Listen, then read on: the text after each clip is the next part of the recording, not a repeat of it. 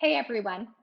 This week's model looks at the challenges of co-parenting with a new partner. So when you bring your kids and you've got a new partner and your new partner says some things to you about the way that you parent.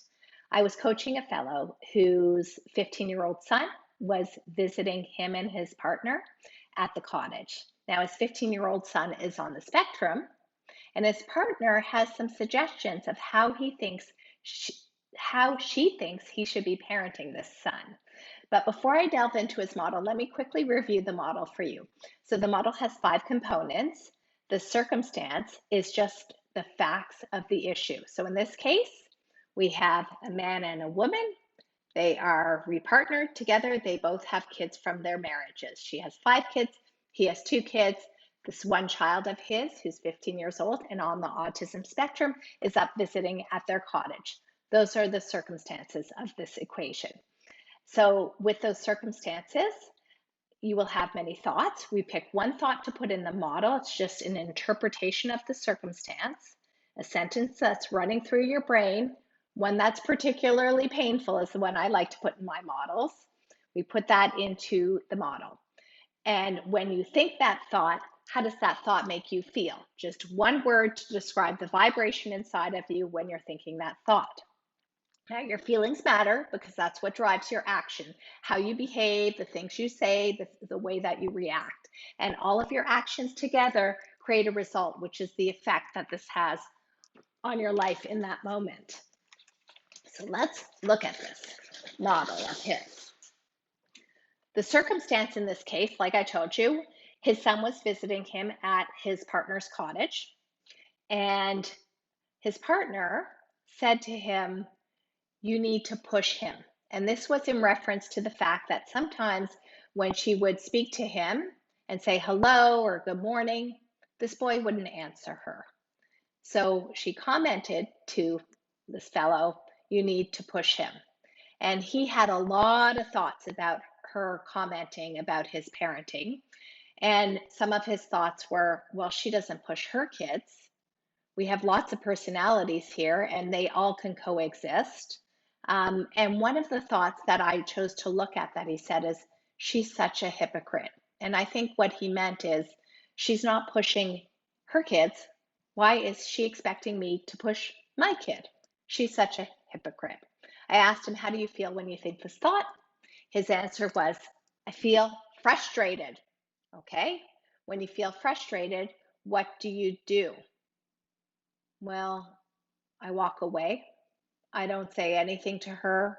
I don't explain why I do or don't push him. I don't try to explain my son to her. I don't advocate for my son.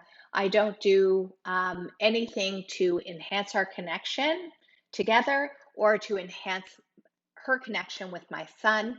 I don't advocate for my son, although that's one of my tenant values. So in a way, I'm being a little bit hypocritical. He's being a little bit hypocritical by actually doing nothing, by not stepping up and advocating for his son, by just disengaging from his partner, thinking a lot about it, collecting evidence of how she's such a hypocrite. Nothing good is happening in this model. And I want to take this moment just to look at this emotion of frustration, because I know a lot of you who are going through divorce feel frustrated a lot of the time.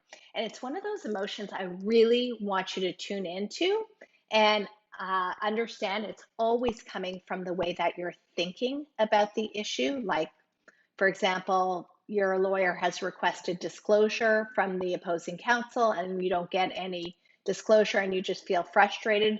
You'll just spin and ruminate and complain and lament about it, but you won't actually do anything productive or take forward action. So frustration falls into the category of indulgent emotions. These are emotions that drive no forward action. Emotions like confusion, overwhelm, self-doubt.